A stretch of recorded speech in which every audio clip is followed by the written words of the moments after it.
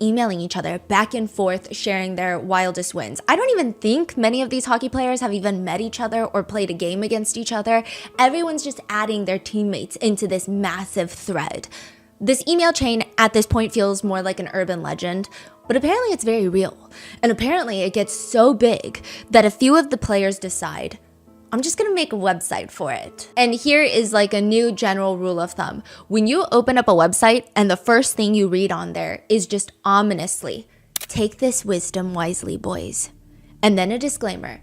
Hey, if you can't take a fucking joke, then go find yourself on the Disney Channel. Warning, disclaimer, the content is not safe for work, school, your girlfriend, or your mother. This is the Junior Hockey Bible. It reads like a dictionary. It just has words and then the definitions for them. And mostly they're hockey related. So I thought this is like a hockey terminology book.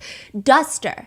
This term refers to those unfortunate souls who usually only step on the ice with 14 seconds to go in the game. That's it. Why the term duster? Because this fucking plug has been sitting on the bench the entire game collecting dust. Always the worst player on the team. Band-Aid. A player who is always hurt. Every game he gets a new injury and he is pretty much the joke of the team. A mess. Usually quits hockey and goes home to work with his dad cleaning out shitters. Bobby Big Wheel. This is the guy on the team who thinks he's God's gift to women, but really he's a fucking joke. He's not really going anywhere in life or in hockey. Then they have terms of how people play hockey. Taking one for the team. Being a team player can refer to when your friend has sealed the deal with a girl at a bar after a game, and they're gonna go back to her place. But unfortunately, your teammate has forgotten her name due to the 13 beers that he has consumed. You then step up and ask the girl what is her name so loudly that it will sink into your friend's head. You then repeat her name as many times as possible so that he won't forget it. Example, Rachel. That is a lovely name, Rachel. I once knew a girl named Rachel. Trooper. One of the most important elements to a hockey team. A trooper is that one guy. You can always count on this guy. You call him any time of day, he's gonna go out drinking with you. It doesn't matter if he's got 4 final exams the next day. The trooper is usually one of the most popular guys on the team, but also the dumbest. But then it starts getting very strange, the Junior Hockey Bible, because it starts listing off things that have nothing to do with hockey. The swamp donkey. Have you ever heard of a swamp donkey? This species lurks in the depths of the bar scene across the nations. Telltale signs of a swamp donkey are many and varied, including the wearing of granny underwear, tight shirts exposing their fat, disgusting sloth bodies, and a face that looks like a rotten bee's nest. Swampers must be avoided before the consumption of at least 13 beers, and after that, proceed with caution and only poke her if you can degrade her in some way in front of the boys, preferably on a video. Sea donkey. A sea donkey is a close relative of the swamp donkey, but has several subtle differences. Sea donkeys can be found at keg parties where they are highly intoxicated and not very attractive. These beasts are of the sea or masters at boozing, and once intoxicated, they are looking to get some hockey dick. They enjoy being told that they are fat while you are doing their fat asses, so don't be afraid to say it. Only approach after 25 beers and after all other options have failed, including the R-worded girl with no legs named Bobby No Legs. Wait, these are on the website? That has now since been taken down. But this is the Junior Hockey Bible. And it's very interesting because at first people thought it was an urban legend. But people were saying, you go to a junior hockey game, you're going to hear these terms from the hockey players. So you're saying this is like a somewhat big website for the community? Yes. And people know these terms. I see. They use these terms, especially in this case. Then you have a war pig, one of the most endangered species on Earth. This species lives in the trenches of the bar scene, and they aren't afraid to get their noses dirty. They will stop at nothing to get what they want. They are ruthless, disgusting, filthy pigs who will beat up your girlfriend to bang you. No man is proud after banging a war pig. But one great thing is these animals love it in their butt. They will take it like a champ. Enjoy these pigs, but keep them to yourself. If you find a war pig, please report to the CHL so authorities may shoot this beast and put them in a cage forever. Next definition, slop tart. These are the lowest form of sluts. They thrive in a world of disgusting low-level junior rinks. They often possess nasty teeth and Coke bottle glasses. These creatures are by far the scariest animals in any league. There is no reason to ever communicate with these disgusting animals. Which is different from a sloth. A sloth is a cave dweller. They wear a lot of makeup to give the sloth-like appearance. They can grow to be as big as 700 pounds, but interestingly enough, these gentle creatures never get taller than 4 feet high. This unbalanced body is what shapes them into the slothy slut that they are. They are not capable of banging, but can give decent gummers. Sloths are like scooters. They are fun to ride until the boys see you on one. The website is really bad. They also have different tips on how to avoid different types of sluts at the bars that are swamp dwellers, sea dwellers, whatever derogatory term that you want to put on women. They say that one thing that you have to do is put a picture of a very hot girl in your wallet so that once you've had many beers and you're talking to this girl and you think that she's hot and you think that she's not a sea dweller, you pull out your wallet and you reference the hot girl pic and you compare. And if they're comparable, then you can go home with the sea dweller. It's getting weird to the point where people are saying, are we sure that this is like a junior hockey Bible, or are we talking about a guidebook to degrading women, or potentially even essay? These are the terms in question that I think ultimately gets the website taken down. Cinema. This is the honorable act of letting your friends watch you bang a dirty. Cinemas are only filmed by hockey boys, as everyone else in the world finds this disgusting. Some girls don't mind being watched, but others will flip out if you accidentally roll out of the closet laughing because your buddy is saying funny shit as he's banging the bitch. If busted, the actor, the guy who's banging, denies any knowledge of the cinema. So basically, the cinema is like when you are having intimate relations with a girl without their consent, you get your hockey buddies to watch from the closet.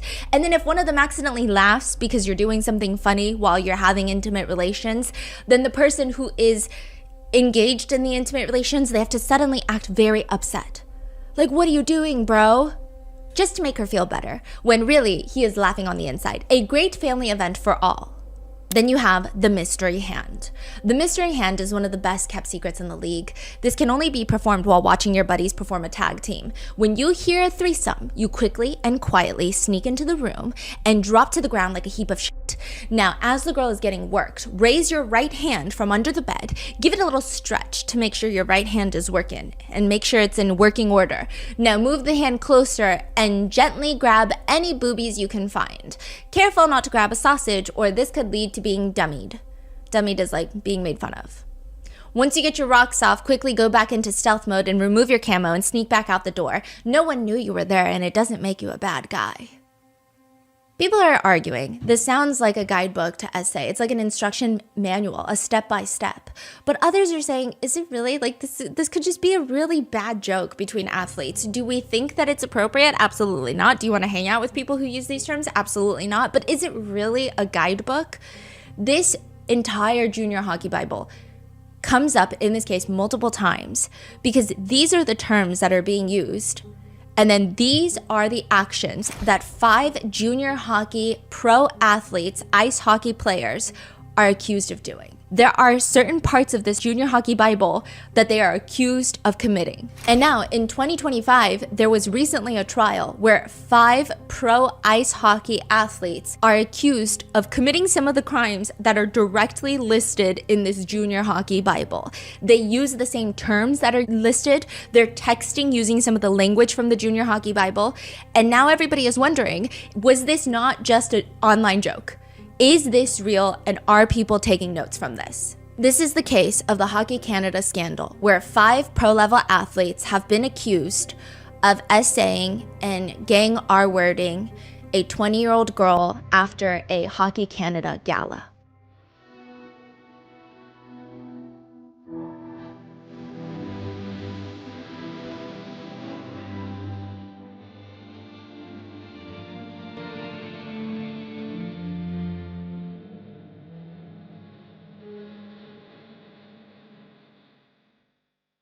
We would like to thank today's sponsors who have made it possible for Rotten Mango to support the Ontario Coalition of Rape Crisis Centres. It's a network of essay centres in Ontario that offer information and support services to survivors of violence, including harassment, human trafficking, childhood sexual abuse, and incest. This episode's partnerships have also made it possible to support our growing team, and we'd also like to thank you guys for your continued support. As always, full show notes are available at rottenmangopodcast.com.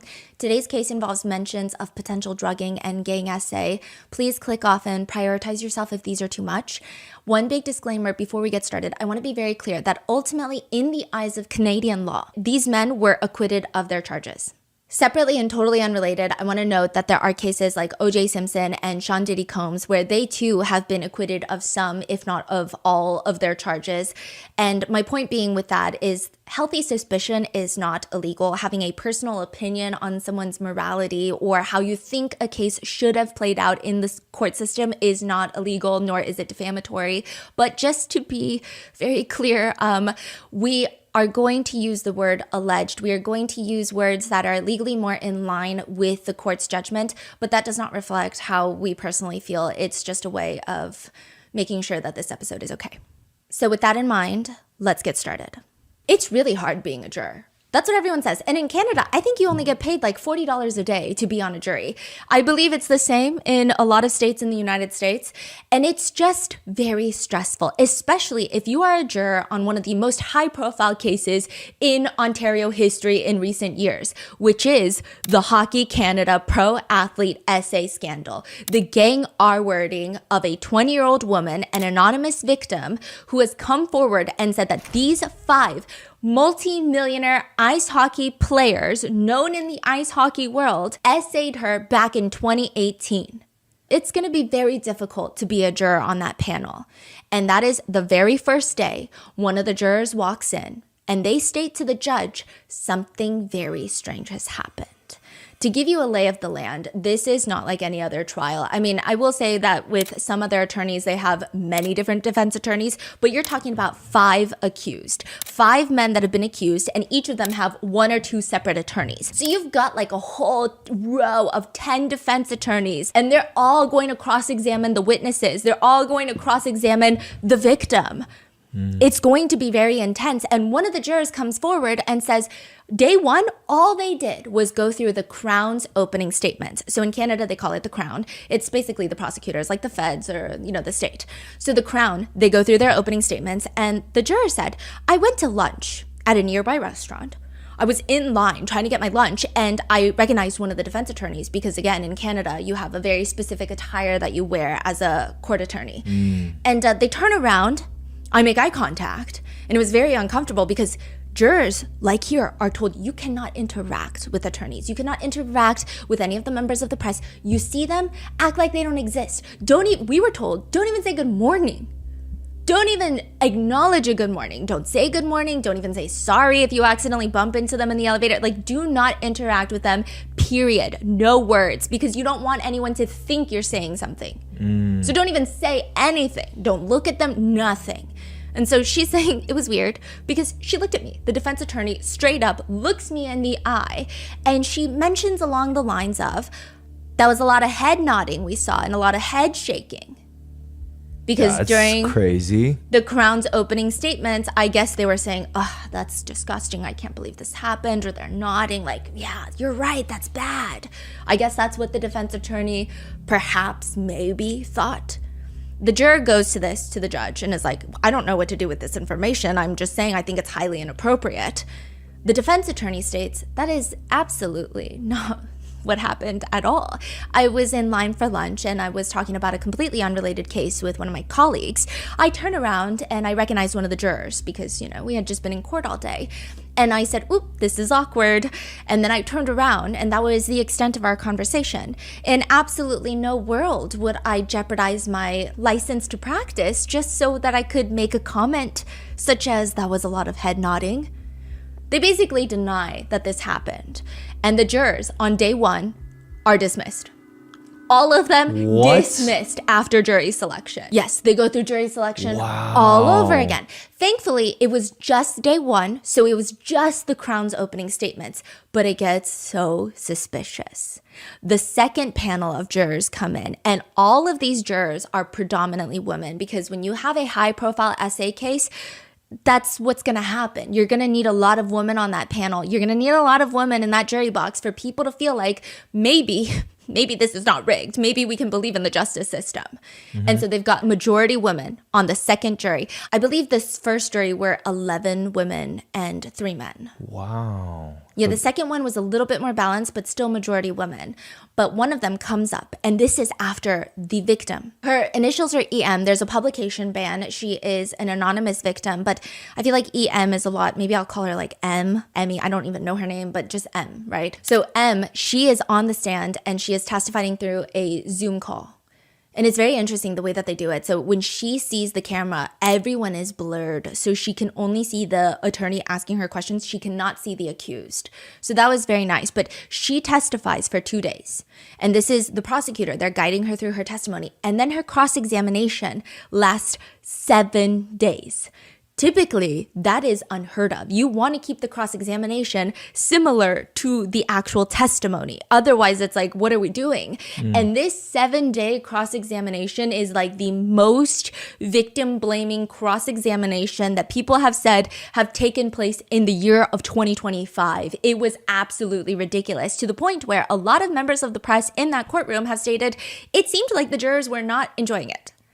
It seemed like they thought it was overkill. You might have made some points, but now you're just beating a dead horse. Now you're just traumatizing people. Like, this is not humane. At the end of the victim's 9-day testimony, one of the jurors sends in a note to the judge, and it reads, "Every day when we enter the courtroom, Alex Formentons, one of the accused, 2 attorneys, they observe us." And these are the same attorneys that were accused of being in the lunch line and saying that was a lot of head nodding. Same attorneys. Every day, they observe us, whisper to each other, and turn to each other and laugh as if they're discussing our appearance. We think that this is highly unprofessional and unacceptable. After 4 weeks, the second jury is dismissed. How? And this is when all the defense attorneys say, well, we don't want to put the victim through another brutal cross-examination because, you know, the Crown had to do the opening statements twice, once for the first jury, once for the second jury. But the victim, she testified for 9 days. But if we get a whole new jury in here, she's going to have to go through all of that all over again because they can't just watch pre-recordings. They can't just watch or read the transcripts. She has to testify.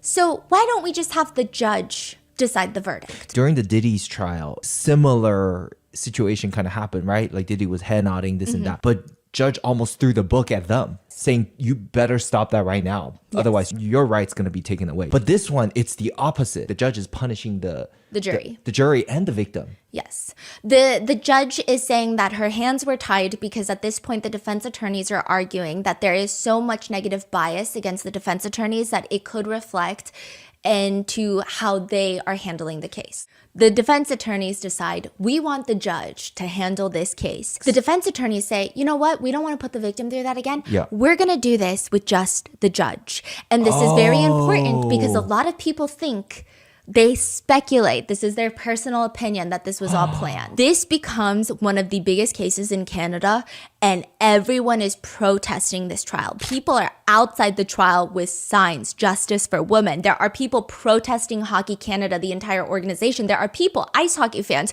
who stop watching ice hockey because of this trial.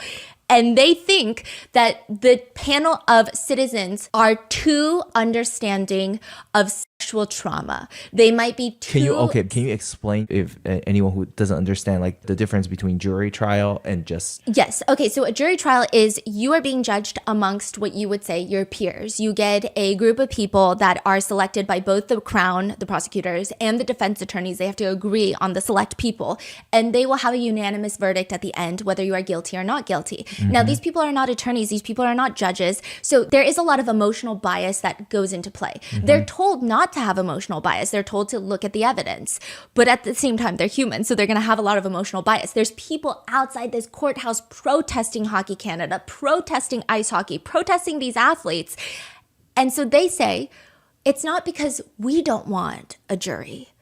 In fact, our clients are so disappointed that they're not going to be judged by a panel of their peers. But it's just, we don't want to put the victim through that again. So we want just the judge to decide the verdict. It is their right, technically. Right. And usually people don't want that. No, because judges are typically letter of the law. And you're not going to have, judges, it really depends on people don't like it. They want a jury trial. Yeah, they want a jury trial. In this case, they believe it's better for them. Yes, and this judge at the end will release a 5-hour verdict, 91-page verdict of the most scathing comments anyone has heard about an SA victim in recent time. But this case goes back to 2018. The accused are now like 27, 28, 29. But back when this happened in 2018, they were 19 and 20 years old. And they were part of a junior hockey league. Junior hockey is like 19, 20. This is before you hit NHL. NHL being National Hockey League. That would be like the NBA, the NFL. Before you hit that league, you're in the junior leagues. And this team in Ontario, Canada had just won the World Championship. These are like the best 19, 20-year-olds on ice hockey. Like, playing on ice in the entire globe. They're on a high. This entire win is setting them up for success. The way that they won, the team captain, Dylan Dubé, he says there was 2 minutes left on the clock. It was overtime. They were going up against the Swedes. The Sweden team, known for being cutthroat. They're good. But the problem is they get upset when things aren't going their way. The Swedes get flustered, okay? That team specifically. So they get very angsty, and that's when you need to hit them hard. And so they got 2 minutes left. Dylan Dubé, who is one of the accused, he says, right when I was saying to my teammates, like, we got 2 minutes left on the clock, whoever makes the next shot is winning the world and that is when they freaking score, and they just go crazy. This game specifically was very amped up. It was very hyped. The way that the entire rink was set up, the stadium was set up, the Swedish team, they didn't have a private exit, which they try to do. And so there was a lot of drama of them even exiting after losing the game, where all the Canadians are yelling at them, making fun of them, because, that's like the ice hockey spirit. This game specifically, the goaltender, which is basically the goalkeeper. You know how ice hockey works, right? Not really. It's like soccer, but on ice with sticks and pucks. Anyone who watches ice hockey is going to be very infuriated by that type of analogy. But I just want to say, as someone who is not capable of playing any sports because I am so incompetent with my mobility and my coordination skills, it's just the best way to explain it. It's like soccer. On ice, you're skating high speed, but it's also an element of football because you can slam into the other players. You can you're not tackling them to the ground, but you can slam into them so that they get out of your way. It's a very high physical contact sport, and it's very dangerous. But the goaltender who's standing in front of the goal, making sure that the pucks don't go into the goal, because that's how you score points, he ends up stopping 35 pucks that game. He prevents 35. Yeah, which is very impressive. Very difficult. And he says after the giant win, it was one of the best days of my life, like the best day ever. Yeah, it was probably one of the best days of my life. Very quickly after that, Hockey Canada, which is Canada's biggest hockey organization other than the NHL. They oversee from baby hockey all the way up to the NHL. If you're playing the junior league in Canada, you have interactions with Hockey Canada if you're a good player. All the like boy recruitment centers of like 5-year-olds learning to play hockey, that's usually done by Hockey Canada. You're going to have major league players that are going to come in through Hockey Canada to train these boys, and then they grow up to become, and I say boys because they're like 5. I'm not talking about these 19-year-old boys. I'm talking like 5-year-old boys, right? And every single year they have the Hockey Canada Gala. And all of the Hockey Canadian players are invited to this massive place where they have all these different award ceremonies, and they have MVP of the year. They do all of that stuff, and they have a golf tournament. And that is exactly what takes place in 2018 in London, Ontario, Canada. Some people thought it was happening in London. It's just London, Ontario, in Canada. They have this huge place rented out in London, Ontario, and everybody's gathered there. And this year specifically, it's absolute chaos because Canadians won the World Championship. I mean, there's many Canadian teams, but they won the World Championship. So this is a huge year. And this specific team, they're going all out. They're getting drunk. The drinking age is not 21 in Canada, it's younger. So they're getting drunk. They're getting wasted. Hockey Canada is even providing alcoholic beverages. They're just doing everything. They're away from family. They're staying in a hotel room with their buddies, with their other teammates. Like, they got 2 dudes in each hotel room. and they're just having an absolute menace of a time. They're going from bar to bar. They're not sleeping. They're not doing anything. This is a time to celebrate.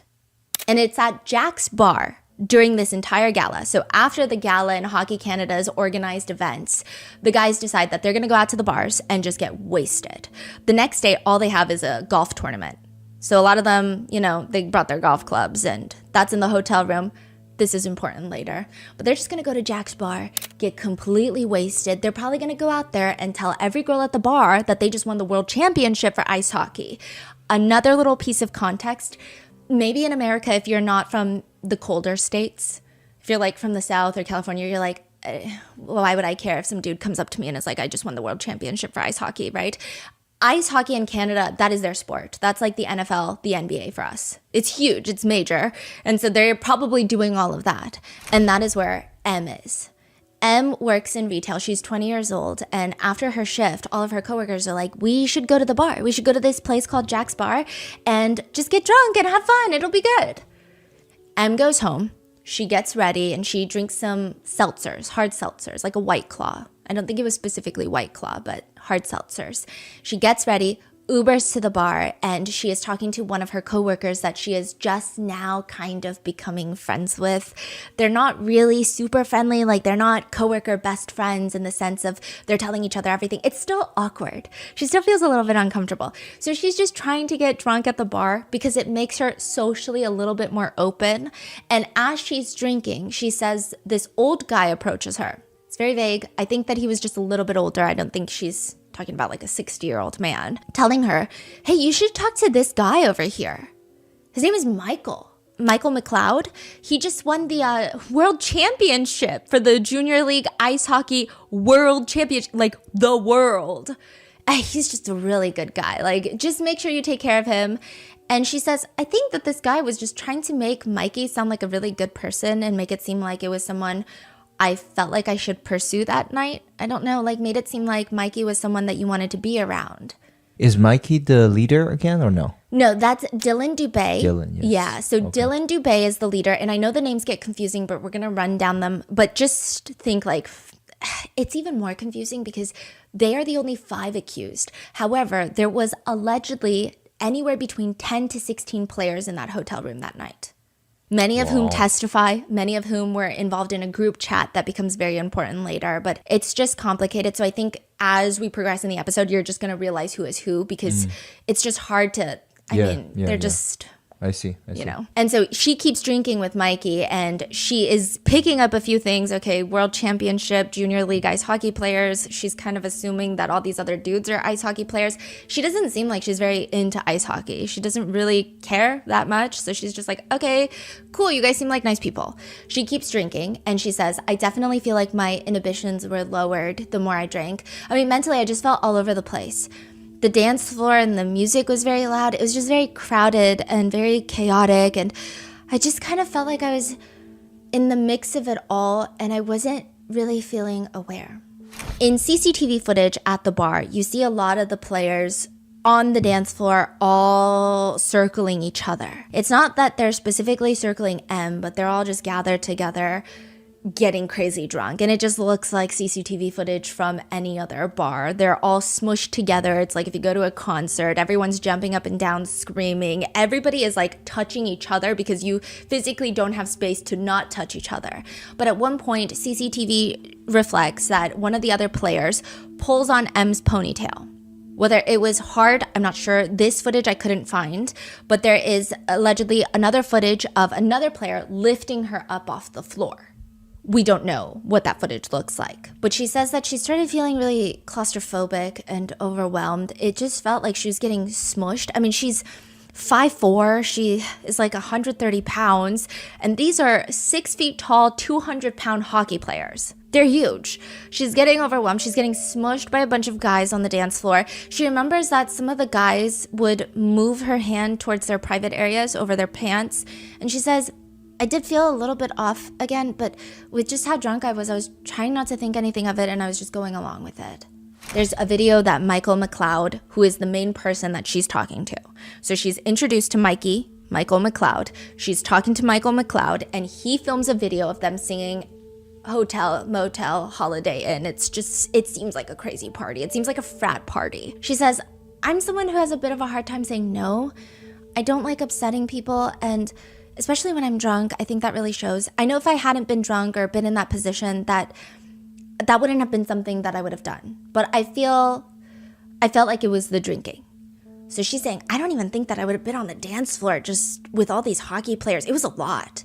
And then eventually, Michael McLeod asks her, do you want to go back to my hotel with me and we can have intimate relations? So they're kind of under the impression that they're going to go back and engage in activities, Michael McLeod and M. And she says, okay, there is a video of them leaving together. If you see a blurred spot in any of the videos that I'm going to play in the video episode, it's her. That's M. And so they're leaving the bar together. And when she's walking down the stairs, you kind of see her rest her hands on the wall. It doesn't seem like she's swaying and she's falling down, but it seems like they're walking pretty fast and she's almost caressing the wall, bracing herself. She goes to the Delta Hotel with Michael McLeod. They get a cab, they go to the hotel, they go to room 209, which is Michael McLeod's room that he shares with another player, Alex Formanton. Alex Formanton is still at the bar. So they're alone in room 209 and they have intimate relations on the bed. And she says she's laying there on the bed, fully nude. Her clothes are in the bathroom because she just had intimate relations with Michael McLeod. And she just remembers that right afterwards, he just retreats and gets on his phone and he's texting a bunch of people, which she thought was weird, but she's not really thinking into it because she's just tired. So she's just laying there for a second trying to catch her breath. And then all of a sudden, the door to the hotel room opens and hockey players walk in. 2-3 hockey players walk in. And she's completely nude on the bed. So she's shocked, but they're not saying anything. They're not addressing anything. She's trying to read the room. Michael McLeod seems like nothing weird is happening. The hockey players are not like, oh my gosh, why are you naked? Ooh, sorry, we should walk out. They just walk in and start talking about hockey. So she's like, okay, maybe they're gonna leave. She walks to the bathroom, and this is where her clothes are, and this is a very big point of contention later. She stays in the bathroom for a minute, and she says, I was just really shocked. And she's saying, I was still so drunk. I'm drunk out of my mind. I'm shocked. I'm like, I don't even know if I'm seeing this. She said, I wasn't expecting that. I felt really uncomfortable. I was already naked, feeling very vulnerable. I didn't really understand why the man that I had left the bar with just left me in that situation. He just brought these guys in. I didn't know where things were going. She says she is in the bathroom, and then when she walks back out, she's still nude. I don't know if she's under the impression that these guys left.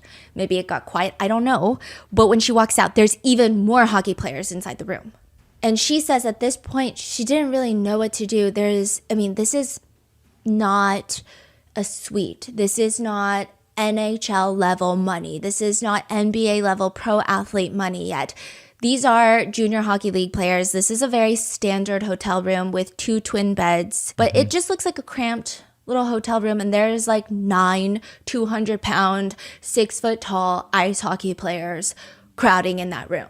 They're talking very loudly now, and they're joking with each other. And clearly they're all very familiar with each other. She has no idea who anybody is. She just met Michael McLeod tonight, 20, 30 minutes ago. And she doesn't know why they're here. And they allegedly turn to her and they tell her, get on the floor and start self-pleasuring. She says she was trying to passively say no without saying no. And this becomes a whole debate later, but we will get there. She says that she passively tries to say no by saying, well, the floor is very dirty. And she claims that one of them threw a bed sheet onto the floor. And so now at this point, she's drunk. She feels a lot of fear. She doesn't know what they're going to do if she says no. She doesn't know how they're going to react if she just books it for the hallway. Also, she's naked.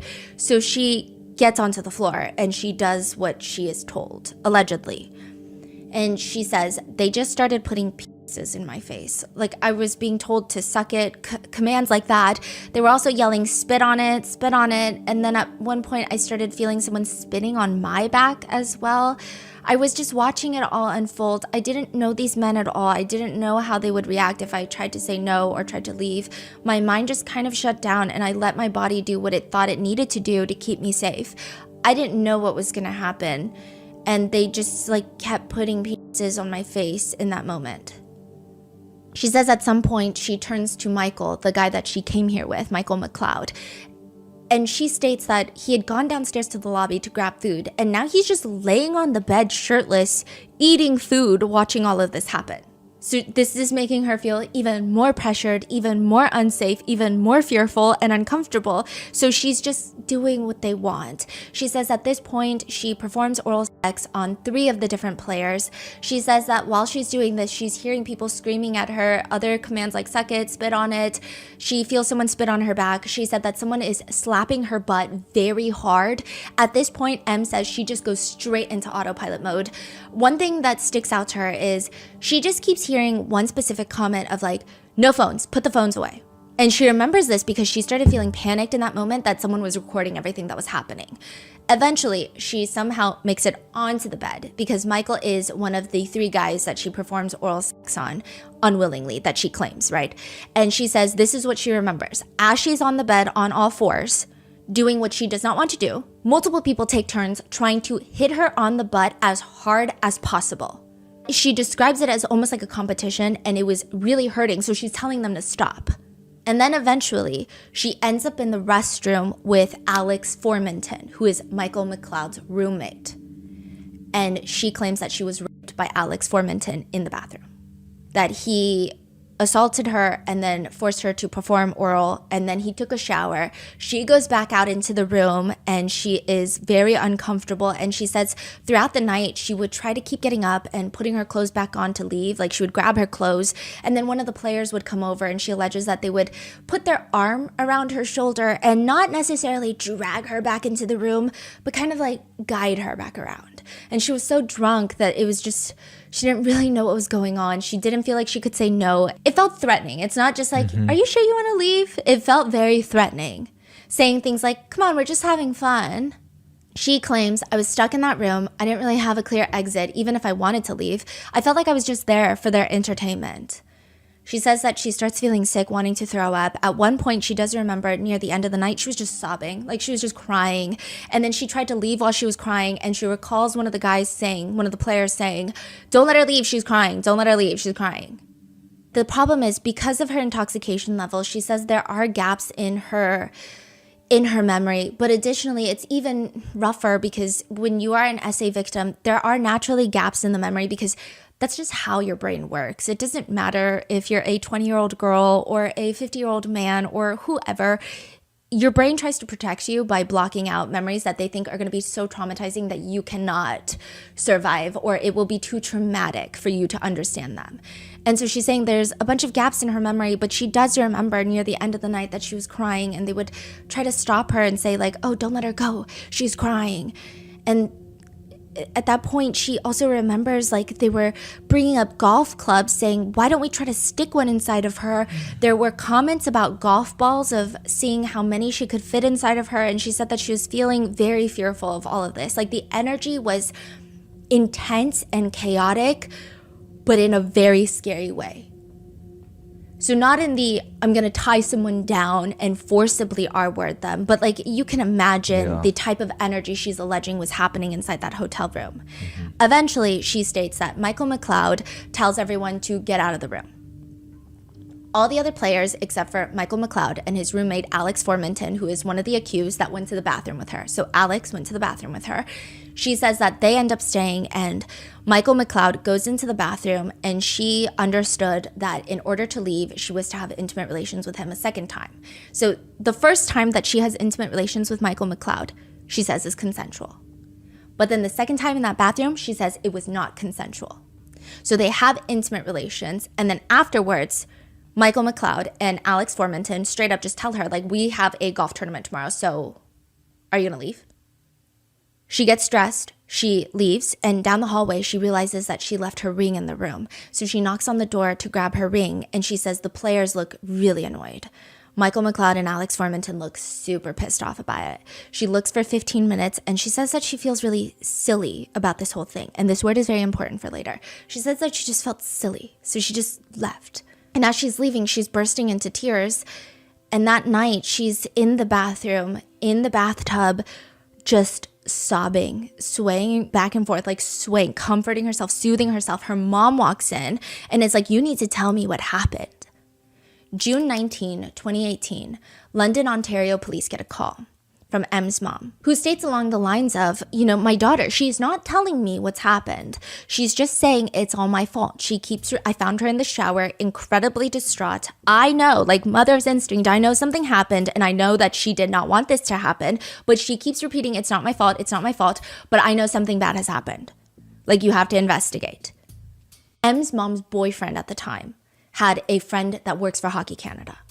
So he calls Hockey Canada, because they're getting little bits of information from M now. So she's like, okay, yes, I went to this hotel room with this hockey player named Michael McLeod.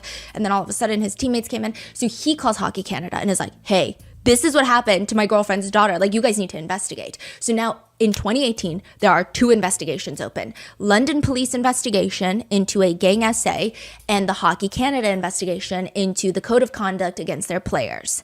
After probably about 5 more minutes of oral sex on hard, she said, like, is anyone going to bang me? And she was saying, like, is anyone going to do anything to me, or do I have to do it all? And that's when, a bunch of the guys didn't feel comfortable, getting naked and doing this intercourse in front of people, and most of them had girlfriends at that time. So I volunteered, but I obviously didn't want to do it in front of guys. I found that very awkward and weird. So we both walked into the washroom, and that's where we had intercourse. Okay. So how did you guys decide to go in the washroom? Did you talk about it, or?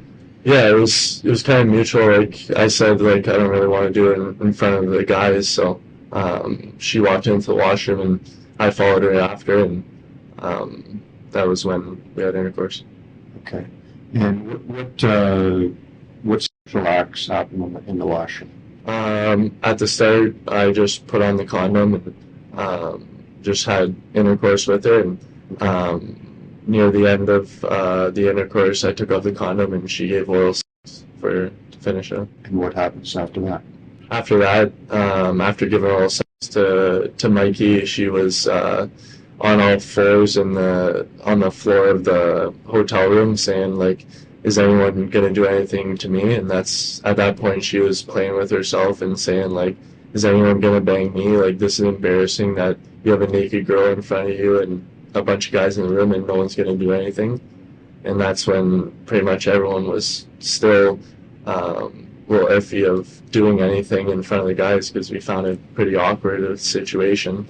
Mm-hmm. And at that point, she started to get, like, a little bit frustrated, saying, like, well, I'm going to leave and put my clothes on if no one's going to do anything and stuff like that.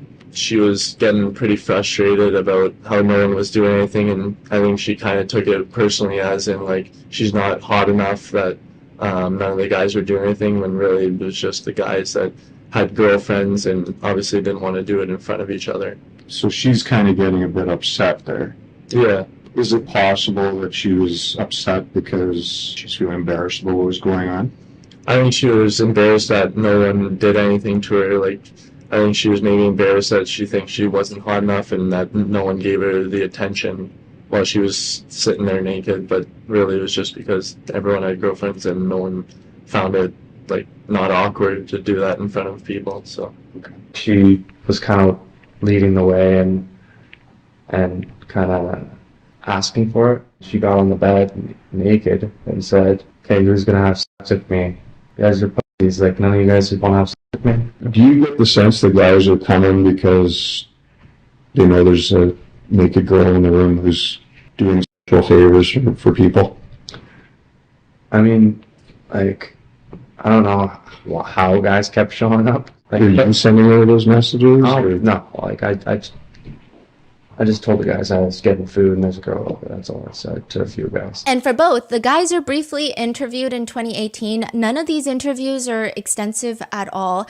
Michael McLeod just tells the police, the main detective for the London Police Department, I mean, she was the one that told me. She was all like, tell your teammates to come. I want to do stuff with them too. It's a fantasy of mine.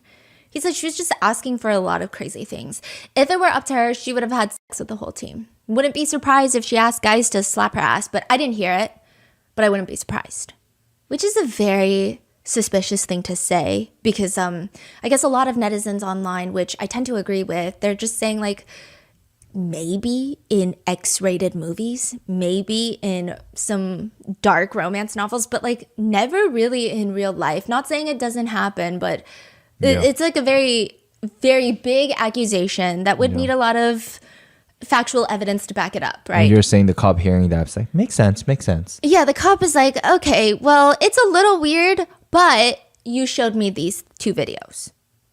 You show me these 2 videos? Michael McLeod is like, sir, I have these 2 videos I need to show you. The first video is filmed at 3:25 a.m., 6 seconds long, from inside the hotel room. You can hear a few guys talking in the background, and then you hear someone asking M, hey, you're okay with this though, right? M responds, yes, yeah. You're okay with this? M wipes her eye with the back of her hand. Now, we don't see these videos, but it doesn't appear that she's crying. But she does wipe her eye with the back of her hand. Yeah, I'm okay with this. It is reported that she is smiling in that video. Then there's a second video that's 12 seconds long from 4:26 a.m.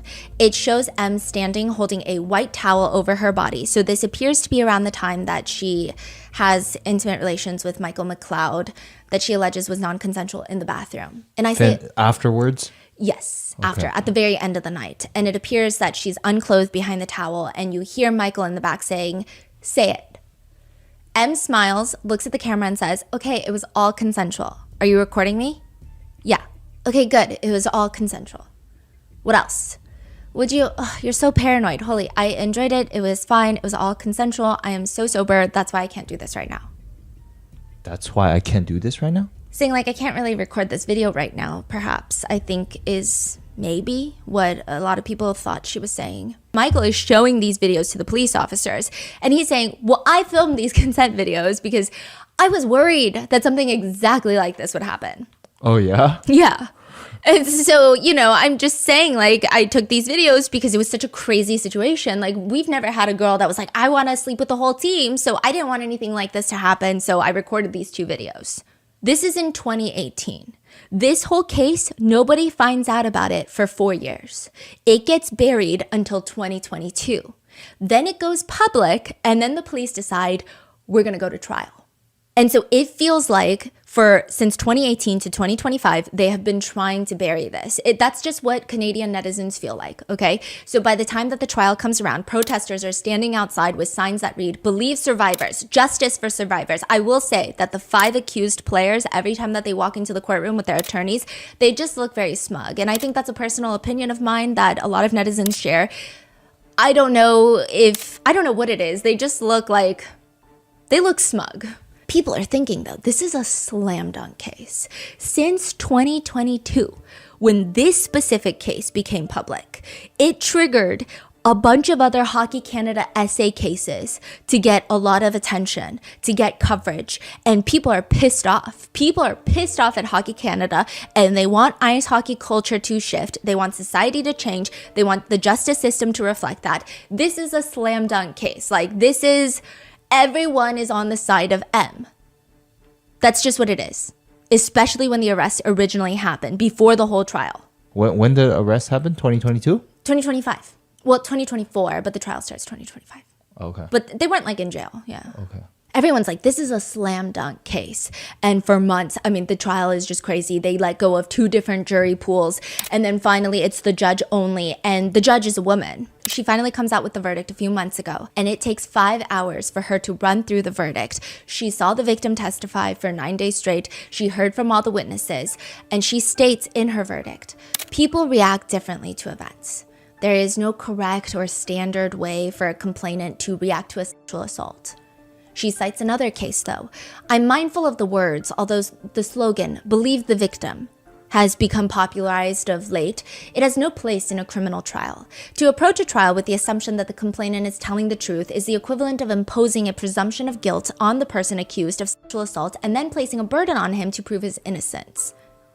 So at this point, people are feeling a little bit uneasy about what the verdict is going to be. The judge points to multiple things throughout this, and she says, it's clear that the public wanted a specific verdict. So she is dotting her I's, crossing her T's. She points to this one video, CCTV footage at the bar. She says the complainant states she was so drunk.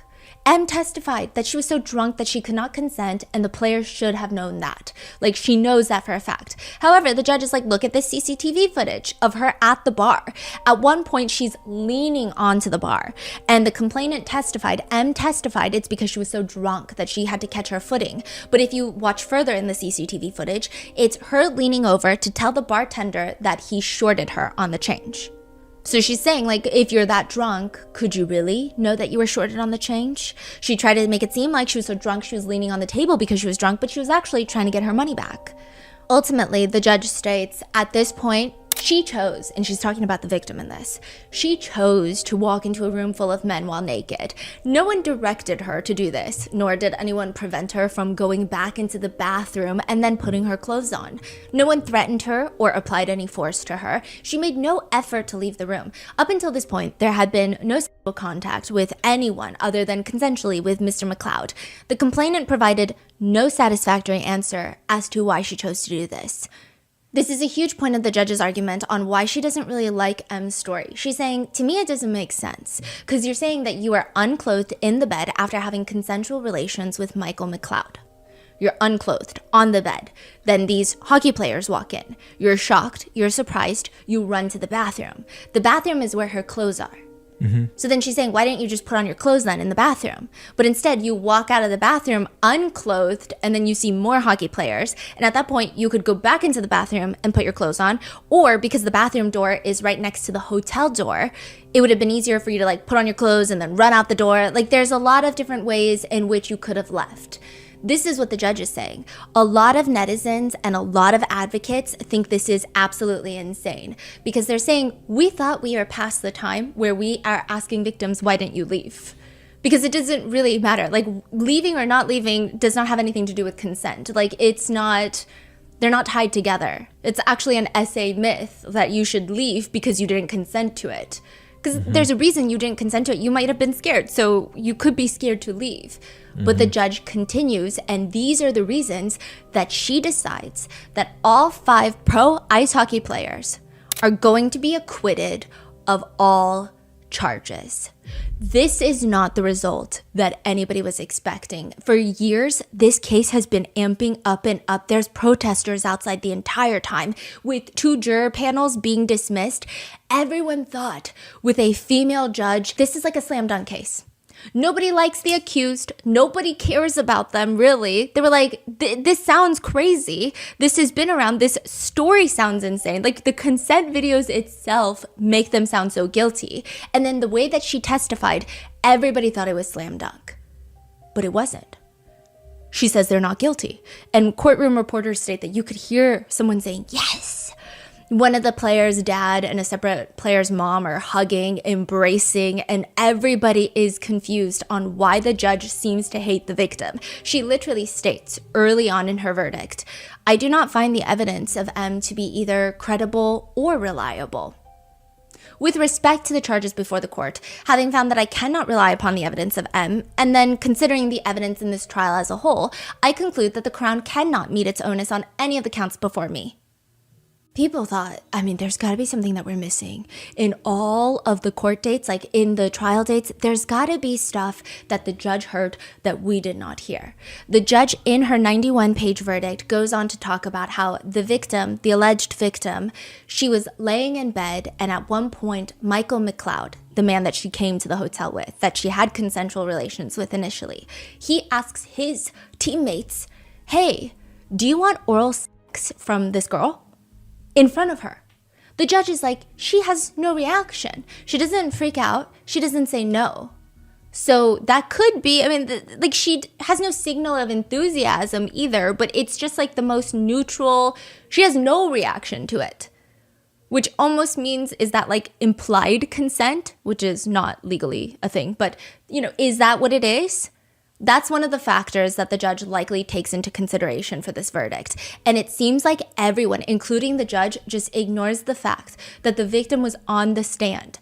And she testified that yes, she heard that question. She heard Michael McLeod asking his teammates, hey, do you want a gummer from her? In the Junior Hockey Bible, there is a definition that reads, talk to my mic, chew, gummer, BJ, head wetty, sloppy. Use this saying when you want a broad to give you head. The victim testifies, he said, do you want a gummer from her? I don't know what a gummer is. Oh. She had no reaction because she doesn't know what a gummer is. And the judge is like, you heard him say that. And you had no reaction. Why didn't you say no? At this point, I was on the same wavelength as a lot of netizens of, I mean, not that it would make it any better, but maybe these athletes are some of the best in the ice hockey league and there is so much privilege and money surrounding them that the NHL is like, no, we need these guys on the ice ASAP. So we're just going to get a acquittal. We're going to get a not guilty verdict. And I thought it was going to be something like that. I started looking into these 5 guys. If you're going to make it to the top of ice hockey, you've got 7 good years in you at the top. I mean, you're probably practicing your whole life, but at the top, 7 years. The top 25% of players will make it maybe 12 years. That's their profitable career. The bottom 75%, maybe only 2 years. It's not even that you age out, but ice hockey is one of the most dangerous contact sports. Injuries are a huge problem. Concussions, knee injuries, chronic conditions, shoulder injuries. Like, it's such a dangerous sport. The NHL is the biggest league of them all. It consists of 32 teams, 25 are based in the US, 7 are Canadian. Oh, wow. But I will say, it is a Canadian sport. Almost half of the NHL players are all Canadians that move to the American teams when they get scouted. The average NHL pro earner earns about $5.3 million in contracts for the entirety of their career, which compared to other sports leagues, like compared to the world, it's incredible money. Compared to other sports leagues, it doesn't feel like the most insane salaries. 5.2 million in their entire career. Yeah. How, But that- like the career, like you said, it could be like 7 years or a few years. Yeah, but that is the average. A lot of hockey players say they don't even really do it for the money. They say they do it for the Stanley Cup. It's like their Super Bowl. They just want their names etched into the Stanley Cup. And I will say 5 million is the average, but some of the top players, they make 17 million a year. Some of them have made like 161 million total in their career, which even then, I guess it's not comparable to the NFL or the NBA. But I mean, these guys, this is one of the most physically dangerous team sports. You're mixing extreme speed on the ice. You're going like 20, 30 miles per hour in that little ice rink, and you are allowed to have full body collisions.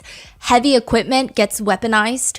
The surface of the environment is just like rock solid ice in terms of just colliding with fellow players. Ice hockey is typically even more dangerous than football. American football, which we know CTE is like a big problem, but for ice hockey, if these two guys collide into each other, they fall onto the ice. Football players at least get some give with the grass or the turf. It's a lot more forgiving. It's a little bit more cushy. Solid ice, the head-to-ice collision is probably some of the worst recorded in sports history. The impact of it. It's bad. I mean, to give you a visual, it's like if you were to jump off of your diving board at home, if you have one, and belly flop into the pool water, it's going to hurt. And I say at home because, like, you know, don't picture like the Olympic diving pool. It's going to hurt, but the water is going to give you a little give. That's like turf. That's grass. But imagine you're just doing it to straight concrete.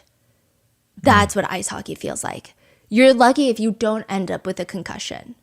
Then, you know, the boards surrounding the entire rink that keeps the spectators safe in the stands. It keeps the pucks from going outside the ring. I don't know why I thought it was kind of like an ice skating rink, a recreational ice skating rink where you can slam into it to break and you'll be okay. These are considered passive weapons in the ice rink. They're just made of wood and glass. Wood and glass? It's wood and glass, and it's like really thick, unforgiving material. It's not soft, it's not cushiony, there's no give, there's no softness to it when you hit into it, slam into it. If you get slammed into the boards by another player, you have the violent force from one side of the player, and then the opposite side, you hit this just rock solid board. It's like double impact on both sides, creating the perfect synergy for shoulder dislocations, clavicle fractures, pelvic injuries, and ultimately concussions. Even the puck that they use, the little rubber, it's like a vulcanized rubber. It's like 6 ounces, which sounds like it's not that bad. But the speed at which it goes on the ice, it's flying around at 100 miles per hour. Just getting hit by the puck, you can suffer lacerations, fractures, dental injuries. Even the hockey sticks are just giant weapons, just giant mean sticks. If you're smacking someone, you could break someone's finger. You could hit someone on the shoulder and they could dislocate their shoulder. Probably the most dangerous are the skates. They're razor sharp. They can easily slice through protective equipment, clothes, skin, flesh. They're the world's scariest razor blades, and they're really thin. They're about the width of about 2 credit cards stacked together. So it's a very dangerous sport, and not a lot of people make it to the NHL. But a lot of the accused did. Michael McLeod, this is the one that M goes to the hotel room with. He is known as one of the fastest skaters of the 2016 draft class. I will say he's good. People say that he's a very natural leader, and he was with the New Jersey Devils for a very long time. In 2016, Michael McLeod is ranked the 13 in the North American skater category. A lot of sports commentators state that he was one of the most polarizing picks in the NHL during that year. Why is it polarizing? He is high risk, high reward, or high risk, no reward. He could place in the top 10 if drafted. He could place in the top 20 if drafted. He's big, he's skilled, he's fast. That's how people describe him. I tried to look into his career highlights, and don't get me wrong, I think a normal person has a lot more control and finesse over their physical body with more stamina and discipline than I do with my body. So this is not me trying to downplay any of anyone's capabilities on the ice or their ability to play sports that I could never even dream of playing. I don't think that would even serve any purpose. But as somebody who doesn't know ice hockey, I'm just telling you what I saw. Looking for career highlights, I found a few compilation videos of him scoring goals. And I don't know if it's the recent trial in the algorithm. I, interestingly, only got videos of him getting into full-on fistfights on the ice. There's a video of him slip-sliding through the ice, trying to deck this Braden Schneider, another opposing team member, in the face. If you're watching the video episode, he is the one wearing red. They're just punching each other on the ice. Punching each other. They're literally punching each other's helmets off. The referees are just standing off to the side watching. They're almost skating around them, which I thought was so strange, and I had to look into it. It's a thing in ice hockey. I had to look it up because technically, sports, you are under the belief that you are not allowed any sort of physical altercations outside of the parameters of the game. Like football, you can tackle people, but you can't punch them in the face. You were so confused about this, right? I was so confused. That results in immediate penalty. So I'm like, oh my gosh, this was his career highlight. He got into a fight and then he probably got suspended for a little bit. You're allowed a fist fight. The NHL says that it was a regulated fisticuff. A regulated physical assault is okay. There's another clip of Michael where one of his teammates gets thrown down by the other team. It almost seems like he gets slammed and he falls to his knees and his hands support him when he falls to the ice. I don't think that he made strong impact with his head on the ice, but I'm not entirely sure. Instantly, you can see Michael in the corner, gloves are off in 0.2 seconds. I mean, these players, their reflexes are fast. Gloves are off, and I had to rewatch it multiple times to be like, when did he take off his gloves? It was so instant. Gloves are off. He skates to the person that he thought did his teammate dirty and just starts fist fighting him.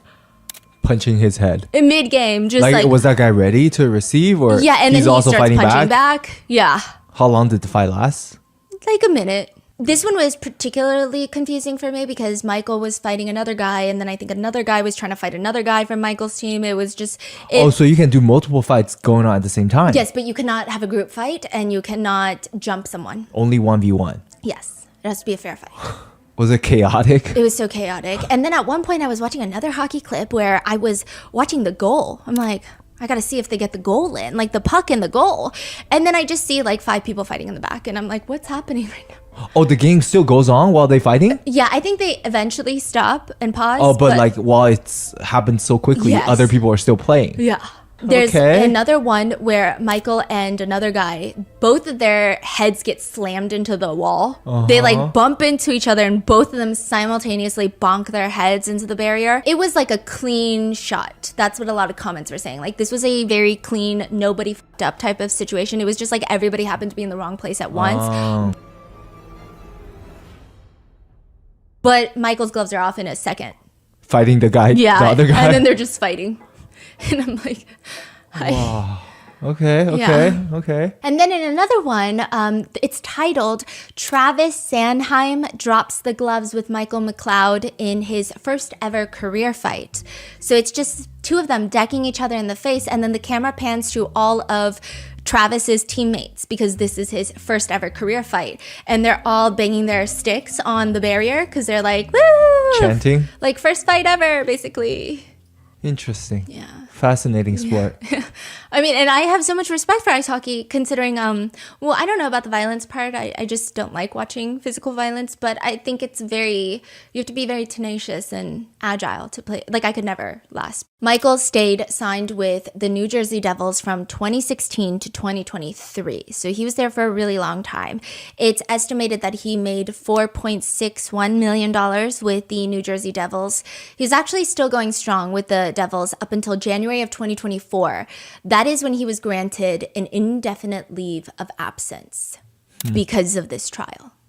Because he is the alleged ringleader of one of the biggest essay cases in ice hockey history of recent years. There have been a lot more previously, but in like the recent past few years. It's alleged that he is the one that facilitates the entire essay for 2 hours long. So he's charged with not just the essay, but he's also charged with instigating it, essentially. Then you have Alex Formenton. He is also known as one of the fastest skaters during his draft pick. He ends up signing with the Ottawa Senators. He signed a 3-year contract for $2.2 million. That's about $750,000 a season. Then he goes on to sign with Switzerland, a Swiss-based team, until he takes a leave of absence for personal reasons. That being, he is also charged with essay against M. He is the one that is accused of having allegedly R-wording M in the bathroom. Carter Hart is probably one of the more successful of the 2018 junior group. He's estimated to have made around $14 million in his career thus far.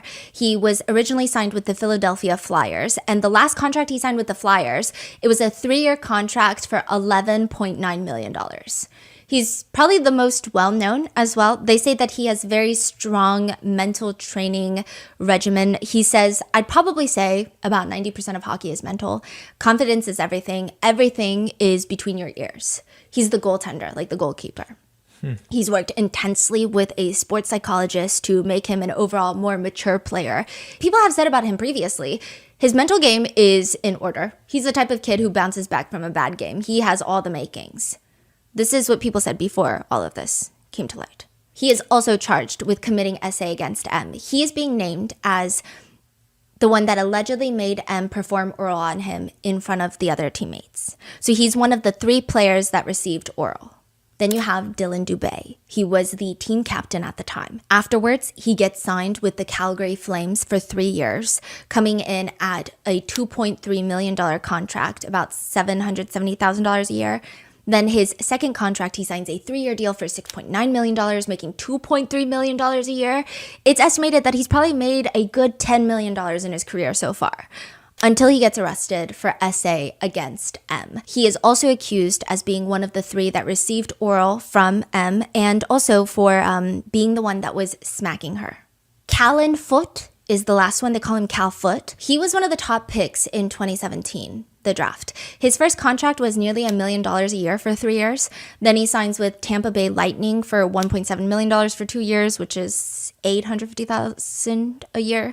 Then to the New Jersey Devils, but that was cut short. He was making around $800,000 a year at the Devils, but he takes the indefinite leave for being arrested for essay. Cal is the interesting one in this one, that he was not one of the 3 that received oral. So the one of the 3 that received oral, right, is Michael McLeod, the original guy. And then you have Carter Hart, the goalkeeper. And then you have Dylan Dubé, the team captain. And then you have Alex Formenton, who is the roommate, who is accused of full R-wording her in the bathroom. And then Cal Foote is accused of placing his genitals on her face without her consent by doing the splits. There's a whole argument in the trial of, was he clothed, was he unclothed? People still cannot agree on if he had clothes on or not. And then people cannot agree if this is sexual assault or not. But it is alleged by the victim that he took off his pants, took off his underwear, and then did the splits on top of her face to touch his genitals and private areas on top of her face without her consent. They all say like it was a party trick? Yeah, that's exactly what they call it. They all say it's a party trick. that he just does splits as a party trick. Yeah, then that's SA. They're saying that he was clothed. She's saying he wasn't clothed. And there's a whole debate. It gets really bad. And there's like a clip of him doing the splits. It's a lot. Yeah, we're going to get into it.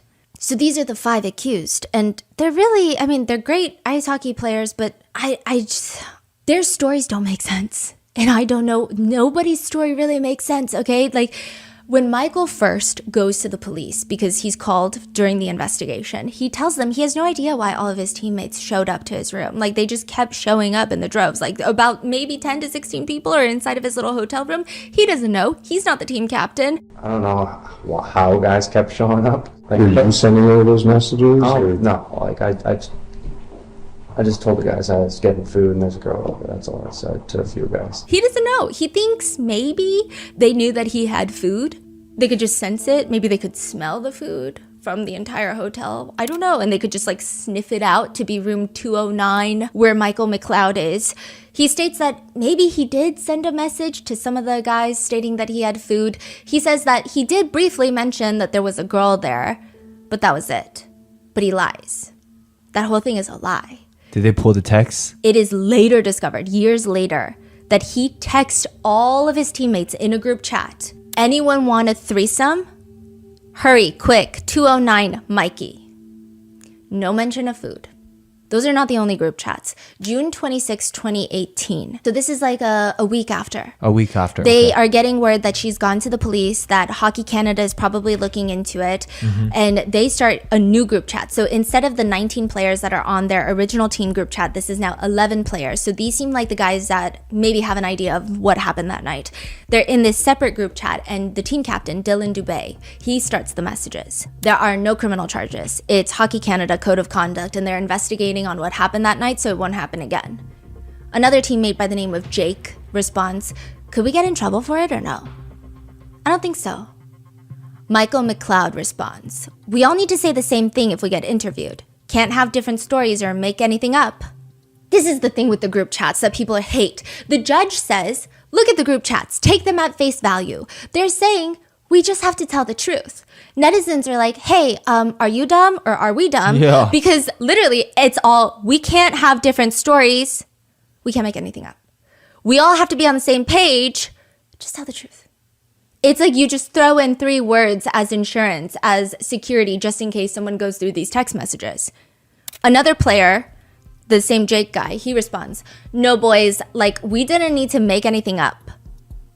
No one did anything wrong. We went to that room to eat. The girl came," which already that timeline is not correct. Yep. She wanted to have sex with all of us. No one did. She gave a few guys head, and then we got out of the room when things got too crazy. Just because of the timeline difference on this guy's statement, he's already lying. Yeah. You didn't go eat and then the girl show up. You already started the whole thing lying. But the most annoying thing about this case is I don't know if I am in a position to say whether or not I agree or disagree with the verdict. I think that legally speaking, it's very complicated because, well, first of all, I don't want to get sued. And then second of all, what we think is moral and what we think is the right verdict versus what is actually viable in a criminal justice system varies vastly. And that is a separate conversation because then we got to change the criminal justice system. But it's just, they might not be aligned because there has to be no reasonable doubt. And the problem with a lot of SA cases is not everything is photographed and logged and evidenced. And a lot of people have trauma and they don't come forward right away or they have gaps in their memory. But one thing I will say is this judge's verdict, what she talks about and what she points out is so infuriating. Like she's giving pick me because all of them, including the victim and all of the accused, have gaps in their memory. But when the guys have gaps in their memory, she says it's very reasonable because they were under the influence, they were intoxicated, and it's been a very long time since 2018. It's 2025 now. But when that applies to the victim, she's like, why are you lying? You're lying. You're uncredible. You're not reliable. Oh, so their mix-up of timeline, she excuses by Gaps of memory and Wow. yeah. What's her name? Do you know her information? Yeah, I'm scared. But Justice Maria, she was a defense attorney for a very long time. I will say that I looked into it and she has a relatively, like, she's very well respected. And then this verdict, everyone was like, what? Jake then texts again. And Mikey literally has a video of her giving consent. Dylan Dubé, the team leader, is very happy about that, texting back, okay, yeah, we are fine. The boys who did things got consent, so just tell them that, and it's fine. Another guy by the name of Brett, he responds, all we have to say is someone brought the girl back to the room. We were all in there ordering food, and then this girl started begging everyone to have sex with her.